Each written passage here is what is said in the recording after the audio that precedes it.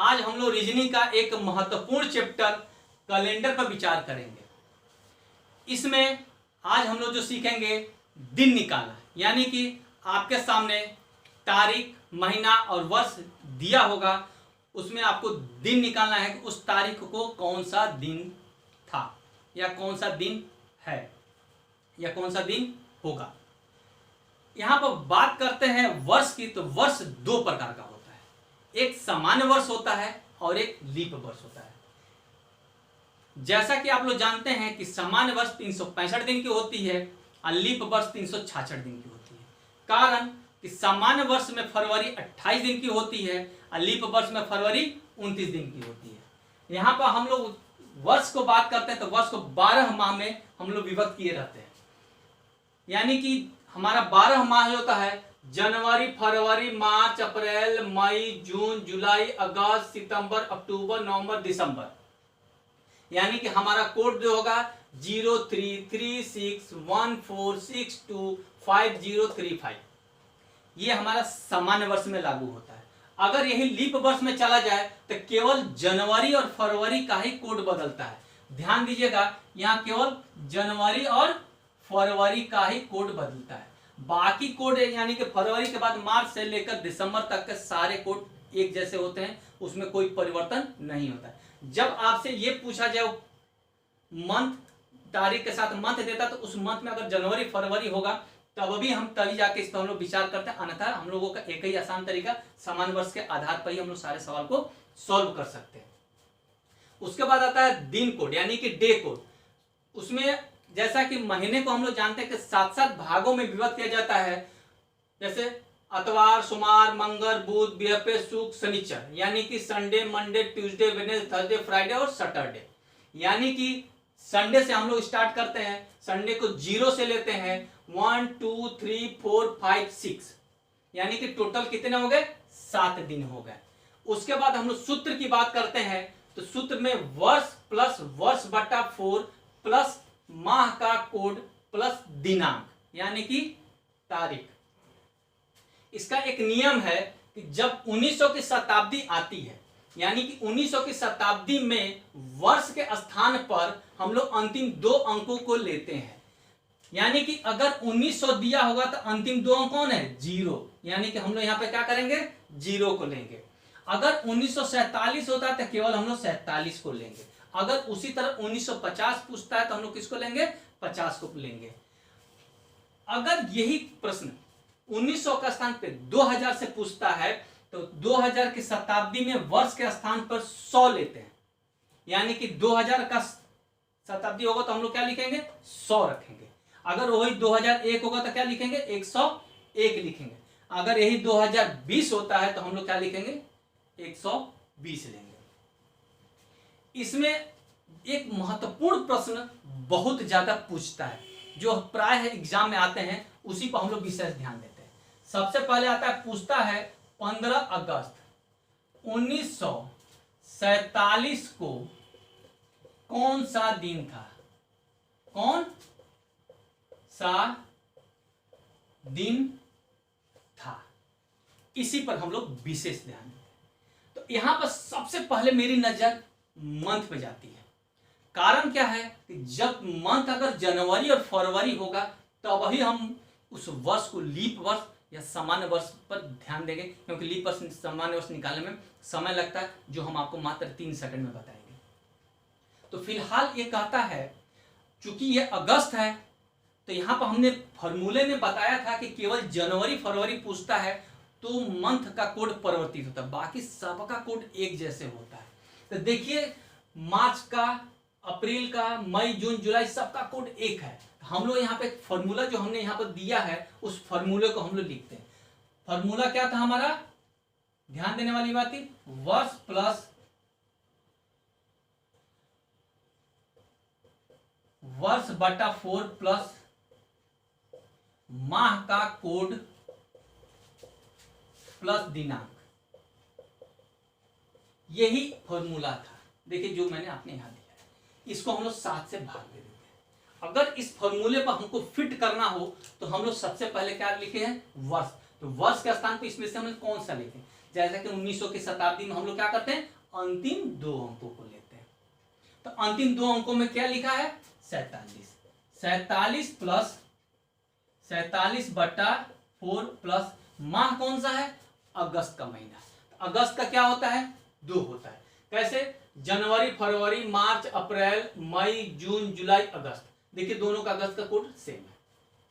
तो हम लोग क्या करते हैं, 2 प्लस तारीख कौन सा है, 15, इसको हम लोग 7 से भाग दे देते हैं। ठीक है, अब हम लोग क्या करते हैं कि जो 4 से जब भी हम लोग भाग देते हैं, ध्यान रखिएगा 4 से भाग देने वाले को में हम केवल भागफल को लेते हैं। यहां पर हम लोग क्या करते हैं, केवल भागफल को लेते हैं। तो 4 से भाग देते 11 चौक 44, यानी कि 11 बार में चला जाता है। अब इसको हम लेंदी और शॉर्टकट विधि से बताएंगे। पहले हम आपको थोड़ा सा लेंदी बताते हैं, इसके बाद हम लोग शॉर्टकट पे जाएंगे। तो फिर हमारा क्या बनता है, 47 plus 11 plus 2 plus 15 divided by 7। ध्यान दीजिएगा, तो इसको अगर हम लोग सब जोड़ेंगे तो कितना हो जाएगा, 75/7, यानी कि इसको हम लोग 7 से भाग देंगे तो कितना शेष बचेगा, 5। 70 और शेष कितना बचा, ये हमारा शेष होता है, शेष फल होता है। अब चूंकि शेष 5 बचा है तो हमको ये देखना है कि दिन के कोड में 5 किस स्थान पे, 5 फरवरी के स्थान पे है, यानी कि 5 फरवरी के स्थान पे, तो हमारा शेषफल 5 है। तो हमारा आंसर क्या हो जाएगा, शुक्रवार, यानी कि फ्राइडे हो जाएगा। ये था हमारा लेंदी पार्ट। अगर हम इसको शॉर्टकट में करना चाहें तो ध्यान देने वाली बात यह है कि अगर हम इसके यहां से 4 से इसको डिवाइड करें, फिर हम इसको लिखें, फिर इसको हम जोड़ें, उसके बाद हम लोग डिवाइड भाग दें, तो हमने ध्यान दिया है कि जोड़कर डिवाइड भाग देने के बजाय हम हर एक को अलग अलग से भाग दिया जाए तो कैसे, क्यों नहीं हो सकता। तो हम लोग क्या करते हैं, डायरेक्ट यहीं पर 7 से इसको भाग देते हैं। तो हर एक को 7 से भाग दें। 7 से पहले मान लीजिए हमने 15 को दिया तो 7 दूना 14, शेष कितना बचा, 1। 7 दूना 14, शेष कितना बचा, 1। यानी कि 2 की बात करते हैं तो 7 से 2 छोटा है, तो खुद ही एक शेषफल का रूप धारण किया, तो ये शेषफल हो गया। 11 का हम भाग देते हैं तो 7 4 11, यानी कि एक बार में ही जाएगा, यानी कि शेष क्या हो जाएगा, 4 हो जाएगा। और इसी को अगर हम लोग देखिए 4 2 6 और 1 7, फिर ये 7 से भी आपस में कट गए आराम से। उसी तरह 47 को अगर हम लोग भाग दे तो 7 6 42 होता है, और 47 में से 42 जाता है तो शेष कितना बचता है, 5। और देखिए मेरा शेषफल बच गया 5, यानी कि 5 शुक्रवार था और यहाँ पर भी 5 मेरा शुक्रवार है। इस तरह करके हम 2 विधि द्वारा इसको जो है सॉल्व कर सकते हैं। यहाँ इसी पर हम लोग अगले प्रश्न को लेने से पहले एक बात और हम आपको बताना चाहेंगे।